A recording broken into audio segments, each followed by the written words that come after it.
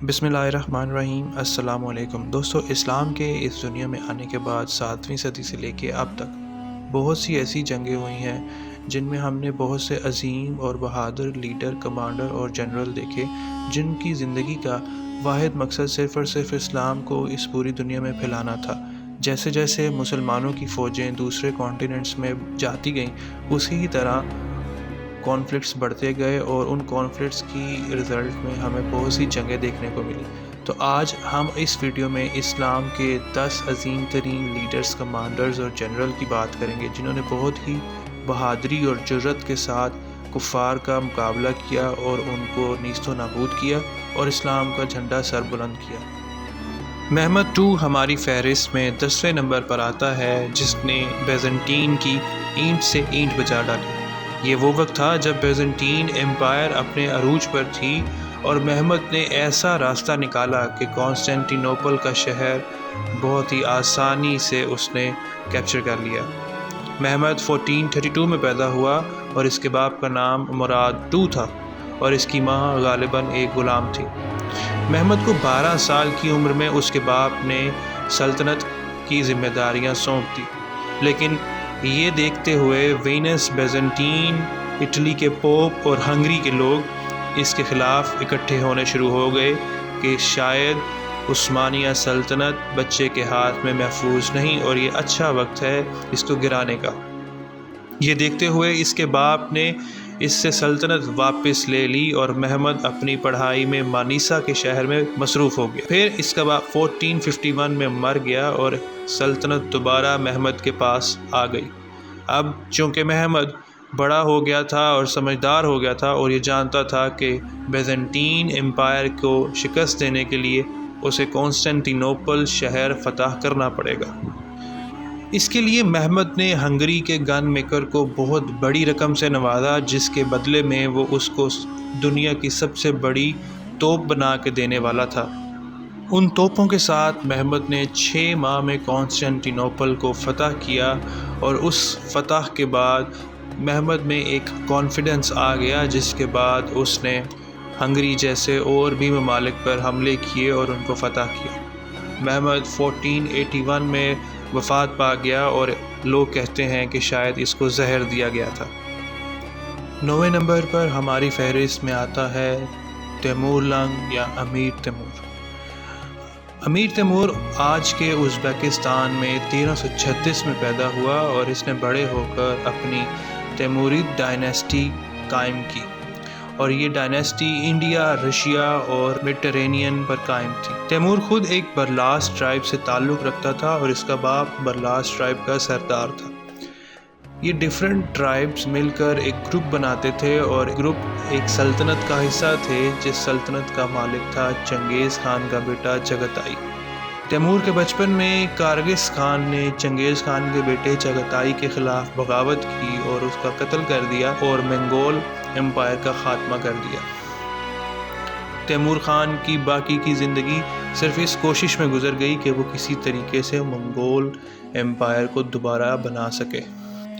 इन सब कोशिशों के दौरान तैमूर को काफ़ी अरसा बंदी भी बनाया गया, इसको जेल में डाला गया और कुछ जंगें भी लड़ी। चुनांचे सारी जंगें जीतने के बावजूद एक आखिरी जंग जो इसने अफ़गानिस्तान में लड़ी, उसमें इसके कंधे पर और टांग पर एक तीर लग गया। वो जंग तो ये जीत गया, लेकिन तीर लगने से इस सारी ज़िंदगी लंगड़ा कर चलता रहा, जिसकी वजह से इसका नाम तैमूर लंग पड़ गया। हमारे बरसगीर में बाबर भी तैमूर लंग की औलाद में से आता है। 8वें नंबर पर हमारे पास आते हैं सलाहुद्दीन अयूबी। सलाहुद्दीन अयूबी इराक़ में 1138 में पैदा हुए और बड़े होकर इन्होंने अपनी दमस्कस में सल्तनत कायम की, जिसका नाम अयूबियत रखा गया।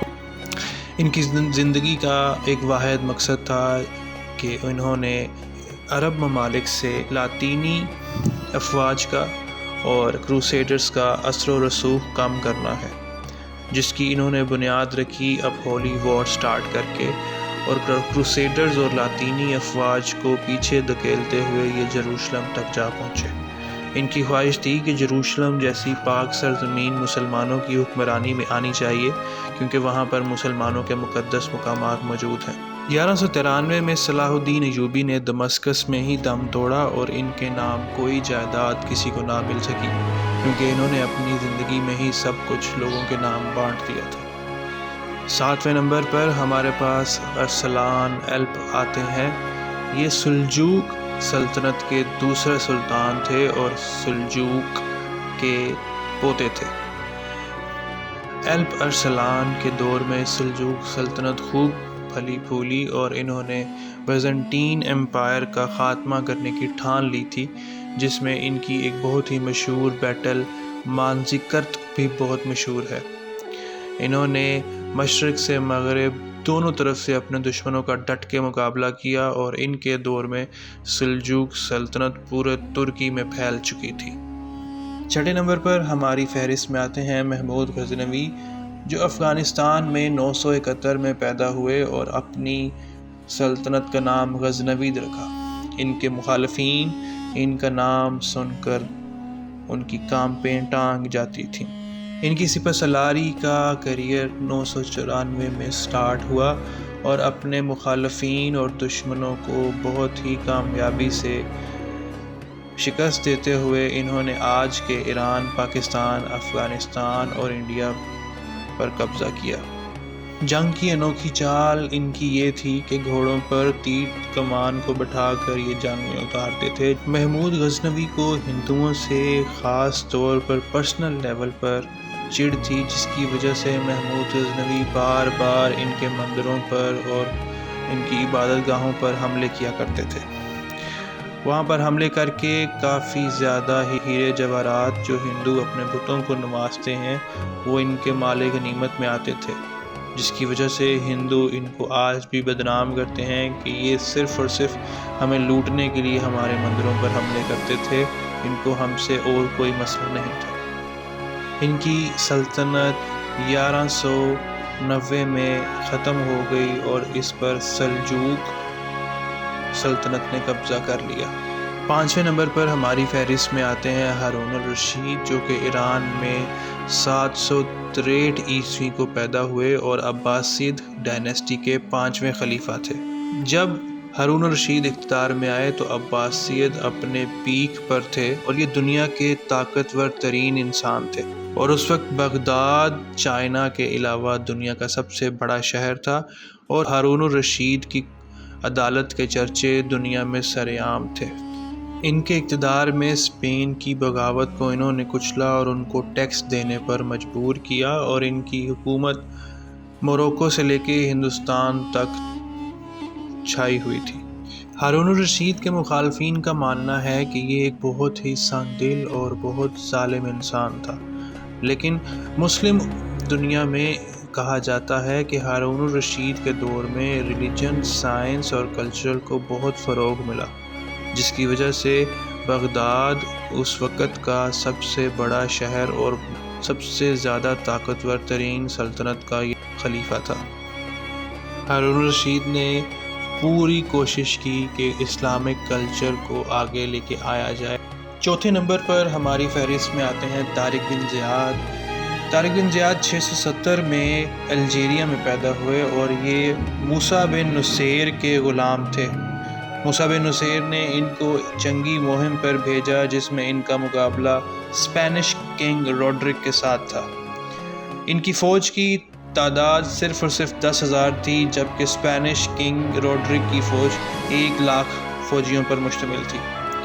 جنگ کی صورتحال جب بگڑی تو طارق بن زیاد نے مزید ری انفورسمنٹ مانگی، جس کی بیس پر ان کو 7,000 لوگ مزید پرووائیڈ کیے گئے۔ ان 17,000 لوگوں کی مدد سے انہوں نے کنگ روڈرک آف اسپین کو شکست دی اور اس کا قتل کر دیا، جس کی وجہ سے آج بھی تاریخ میں یہ سب سے بڑی شکست تھی، جس میں صرف اور صرف 17,000 کی تعداد کی فوج نے 1,00,000 کی تعداد کی فوج کو شکست دے دی۔ 3 نمبر پر ہمارے پاس آتے ہیں حضرت خالد بن ولید۔ حضرت خالد بن ولید کو سیف اللہ کا لقب دیا گیا، جس کا مطلب تھا اللہ کی تلوار۔ حضرت خالد بن ولید نے اپنے ساتھی ابو عبیدہ بن الجراح کے ساتھ مل کر حضرت ابو بکر رضی اللہ عنہ کے دور میں رومن امپائر کی اینٹ سے اینٹ بجا دی۔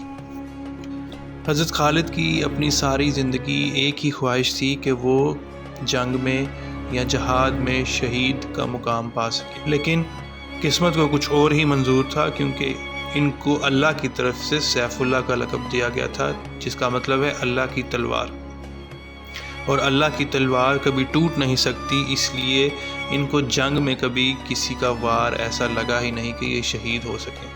نیچرل ریزن سے ان کی ڈیتھ ہوئی، اور انہوں نے حضرت عمر کے دور میں بھی بہت سی جنگیں فتح کی۔